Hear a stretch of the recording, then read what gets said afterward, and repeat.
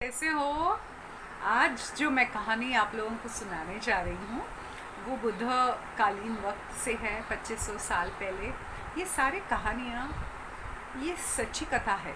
जो लोग वहाँ पे थे उस वक्त, और फिर हमको त्रिपिटक में ये सारी कहानियाँ मिलती है। और मुझे ये चीज़ बहुत अच्छा लगता है कि उस वक्त भी, 2500 साल पहले भी लोगों के सोचने का, और फिर बुद्ध उनको सिखाते थे, वो आज भी वैसे ही हैं। हमारे यहाँ पे भी अब भी हम देखते हैं कि बहुत सारी सोचने का प्रतिक्रिया या लोगों के जैसे एक दूसरे के साथ बर्ताव है, वो बिल्कुल वैसे ही हैं जो हम देखते हैं इन कहानियों में। तो ऐसे हुआ था कि जेतवन में बुद्ध थे, तब ये कहानी हुई थी।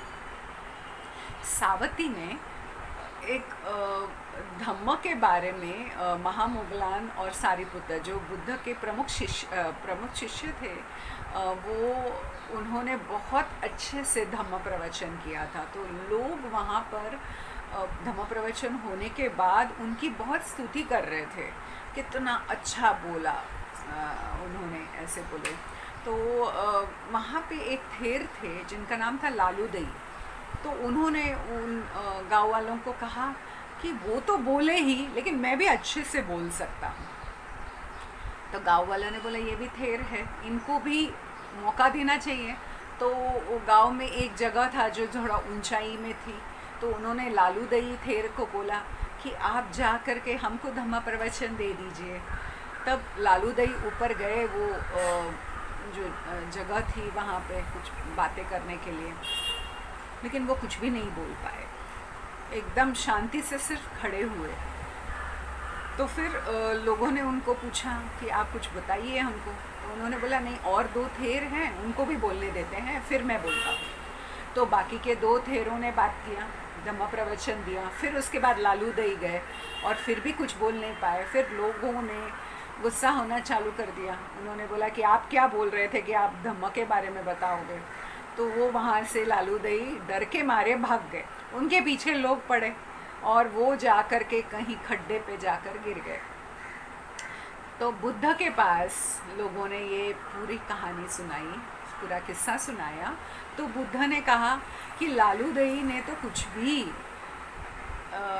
भी पाठ नहीं किया है। कोई भी चीज़ जो उनको पाठ करना चाहिए उस वक्त लिखते नहीं थे, लोग बोलते थे और फिर उसको बानावर कहते थे उसको, वो घड़ी घड़ी पाठ करके याद रखते थे। तब उन्होंने बोला कि इसने कुछ भी नहीं, तो इसके वजह से कुछ भी याद नहीं है उनको कुछ बोलने के लिए। तब बुद्ध ने पाली में ये वाक्य कहा, असज्जया माला मंता अनुत्तन माला घर मालम वनस्स कोजसम पमादो रखतो मालम। जो हम सीखते हैं, अगर हम उसको याद ही नहीं करते, घड़ी घड़ी बोलते नहीं हैं, तब हम सीखेंगे ही नहीं। जो घर है उसको हमने कूड़ा कचरा नहीं निकाला तो घर खराब ही होने वाला है। तो घर को अच्छे से नहीं रखा तो वो बराबर से नहीं रहेगा। उस जैसे कोई खूबसूरत है लेकिन अपनी तरफ ध्यान नहीं दिया तो वो अच्छा नहीं दिखेगा। वैसे ही हमारा सती जागृत नहीं रखा तो जो इंसान हमेशा देखता रहता है, जो तो हमारे मन में हम जागरूकता नहीं रखे तो कुछ भी नहीं हो पाएगा। तो ये जब हम कहानी सुनते हैं और पाली में ये वाक्य सुनते हैं बुद्ध का, तब हमें समझ में आता है कि हमारे यहाँ पे भी हम जब कुछ पढ़ाई नहीं करें, कुछ चीज़ें याद नहीं करें, तब हम कुछ बोल ही नहीं पाते हैं उसके बारे में।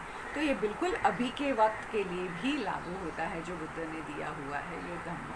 अब सबका मंगल हो, सबका कल्याण हो।